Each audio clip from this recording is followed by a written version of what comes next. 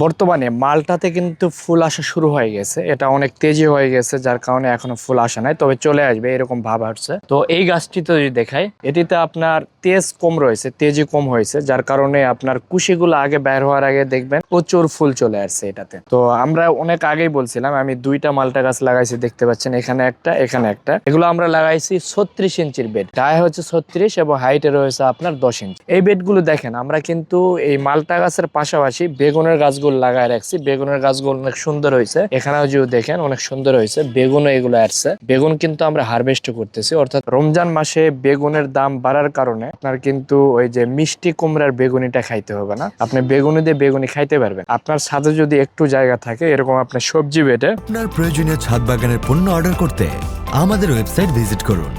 আর 10টি যদি বেগুনের গাছ রাখতে পারেন যথেষ্ট। আমাদের আরো অনেক বেগুনের গাছ রয়েছে, এছাড়াও প্রায় আমাদের 20-এর অধিক বেগুনের গাছ রয়েছে। সবগুলি আমরা মোটামুটি এরকম ফল গাছের পাশাপাশি অথবা আমরা হচ্ছে লম্বা যে বেডগুলো রয়েছে এই বেডগুলোতে লাগাইছি। তো দেখেন এই বেগুন এখানে হচ্ছে, প্লাস এই গাছটি তো অনেক ফুল চলে আসছে, এবং সামনে বর্ষাকাল যখন আসবে আমি দেখাবো, এটা একদম ঝোপাল হয়ে যাবে পুরাটাই। এখন যেমন দেখতেছেন এটা এরকম থাকবে না, যেহেতু বর্ষাকাল এখনো আসে নাই।